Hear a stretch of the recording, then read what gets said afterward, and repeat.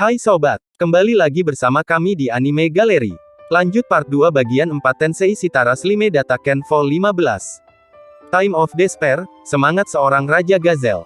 Sebelum lanjut ke pembahasannya, tolong dibantu channel ini dengan tekan tombol subscribe, like, and komennya, agar channel ini bisa terus berkembang dan kami pun bisa lebih semangat lagi untuk update anime kesayangan kalian. Selamat mendengarkan.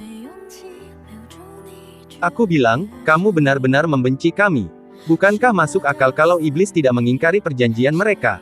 Kamu tidak akan berbalik karena kamu tidak bisa mengalahkan mereka. Artinya, memang ada beberapa orang di antara iblis-iblis yang dapat bernegosiasi. Bersikaplah serius dan cari orang yang mungkin juga akan bertindak untuk mendapatkan keuntungan. Tetapi tidak mungkin membuatku mengkhianati tuanku. Masing-masing dari ketiganya menumpahkan hati mereka, dan untuk memancarkan rasa tidak senang di hati mereka, mereka semua menyerang Felgreen. Serangan ini, yang penuh dengan kekuatan maksimum, langsung merusak tubuh lain Felgreen dan Felgreen menghabiskan 9% dari mana sebagai hasilnya. Kesepakatannya, dihancurkan. Benarkah? Maafkan aku. Sungguh. Maafkan aku. Memisahkan tubuh lain yang baru, Felgreen tertawa dengan rendah dan kejam. Dan kemudian, waktu untuk pembinasaan pun dimulai. Gazelle dan yang lainnya berbelok melalui pilar merah sejati yang menghujani hujan darah, grafiti kolapse, dan bersiap untuk menyerang tempat di mana Kagali melakukan ritualnya. Jika terlalu dekat, Satria Langit akan terperangkap oleh gelombang gravitasi. Dan itu adalah tugas pemimpin pendahulu, Dove, untuk menjaga daerah itu. Tetap saja, ini tidak perlu dikhawatirkan, keruntuhan gravitasi yang dipelihara oleh Felgreen sepenuhnya terisolasi dari efek di sekitarnya. Di tanah, pertempuran antara Testarossa dan yang lainnya dan Felgreen tampaknya telah dimulai.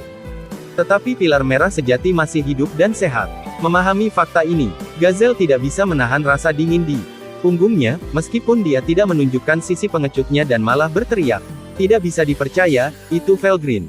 Untuk bisa membedakan klon dengan level yang sama dengan tubuh utama. Apalagi yang bisa terjadi selain mimpi buruk. Tapi jangan takut, kita juga memiliki bala bantuan kuat yang mematahkan akal sehat. Suara Gazelle disampaikan kepada para ksatria. Keagungan semangat, tengah dan kesungguhan suara, menghilangkan rasa takut semua orang. Gazelle sebenarnya merasakan ketakutan di hatinya juga. Di hadapan kehadiran yang luar biasa ini.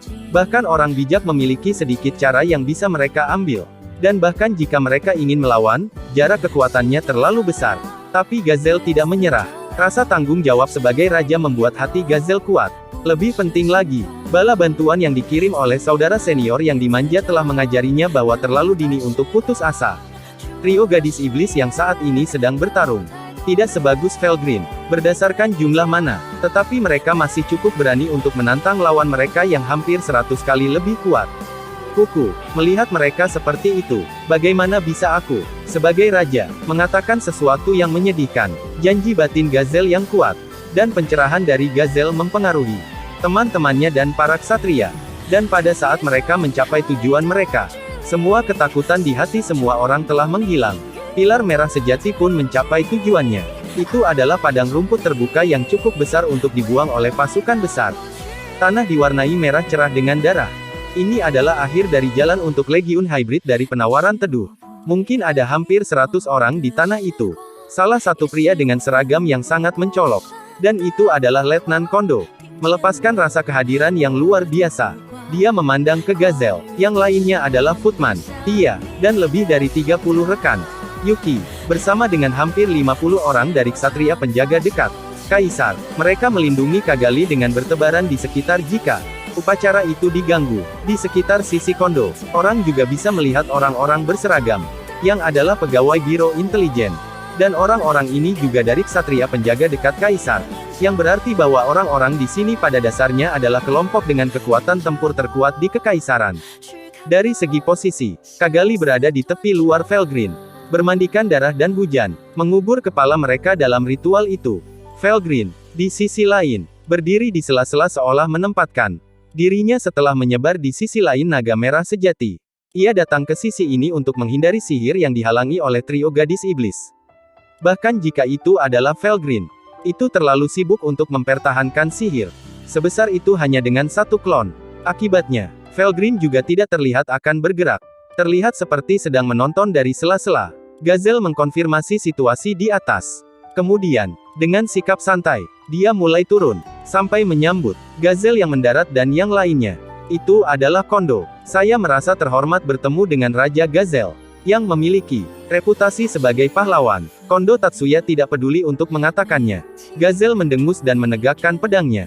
Kamu adalah Kepala Dinas Intelijen Kekaisaran, Letnan Kondo. Lucu, kaulah si pemakan informasi. Lucu, aku akan menjadi lawanmu. Tarik pedangmu dengan cepat. Gazelle merasakan kekuatan Kondo dengan lirikan. Dan momen konfrontasi untuk berusaha berpikir baca putuskan, tidak akan berhasil. Dan itu saja sudah cukup untuk menganggapnya setara dengan dirinya sendiri.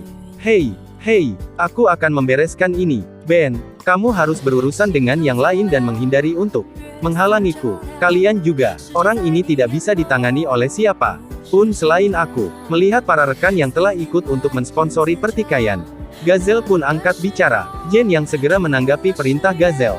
Itu benar, kita tidak bisa menangani yang itu. Setidaknya kita harus menyingkirkan mereka yang menghalangi agar Raja Gazelle dapat berkonsentrasi pada perjuangannya. Dove menggemakan penilaian Jen. Paham, semua orang, dengarkan, secara kuantitatif kita lebih. Tetapi, jangan meremehkan kekuatan lawan. Perang udara dalam kelompok 5. Melihat musuh, dan memberikan instruksi yang tepat. Para ksatria Ordo pandai dalam taktik menyerang overhead. Tetapi kali ini, mereka menggunakan keunggulan numerik untuk memobilisasi rencana pertempuran lawan. Apakah itu rekan Yuki atau Imperial Emperor's Order of the Neher Guard? Kekuatan mereka sebanding dengan tingkat abadi. Tingkat yang disebut abadi, ketika dikonversi sesuai dengan tingkat ancaman yang ditetapkan oleh kombinasi bebas, setara dengan tingkat atas dari tingkat Special A, yang dapat menyamai kekuatan penyihir tingkat atas. Jika kau terus berkultivasi, kau akan dapat mencapai tingkat benih Demon Lord, dan tidak terlalu banyak untuk menyebutnya sebagai pahlawan. Pasukan Dove, bersama dengan Tenma, akhirnya mencapai tingkat A, dan Dove sendiri telah mencapai tingkat abadi. Tidak seberapa benar penilaian Dove, tetapi perasaan yang tajam tentang bahaya upaya perang musuh. Meskipun peluangnya lebih tinggi daripada melawan Felgrin, kau masih bisa mengatakan sulit untuk melakukan pertarungan yang layak. Itulah sebabnya instruksi seperti itu diberikan, dan tujuan mereka bukan untuk memusnahkan musuh. Menggunakan keuntungan terbang di udara untuk mengganggu musuh dan dengan demikian mengulur waktu adalah tujuan sejati Dove. Agar Gazelle tidak terhalang, para ksatria surgawi dengan benar memahami niat ini dan segera bereaksi. Percaya pada kemenangan yang mulia. Aku akan menyelesaikan misiku sendiri. Selain itu, bala bantuan akan segera kembali. Dove menilai demikian. Penghakimannya ditegaskan dengan suara cepat. Hahaha, aku sedikit terlambat. Pria besar ini lebih berat dari yang aku kira. Butuh banyak pekerjaan untuk sampai ke sini. Naiklah ke kapal besar dari generasiku dan nikmati pertempuran ini. Itu Gabil. View. Kamu sangat tampan. Gabil sama. Benar, aku semakin jantan. Aku akan mengikutimu sepanjang jalan. Sadarilah.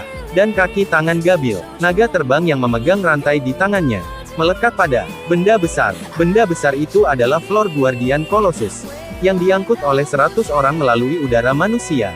Tidak ada yang salah dengan patung Floor Guardian Colossus yang menunggu musuh untuk tiba di labirin. Tetapi untuk sampai ke medan perang, tubuh besar itu agak menjadi penghalang. Meskipun kemampuan bertarungnya sangat sempurna, tetapi kecepatan gerakannya benar-benar lambat.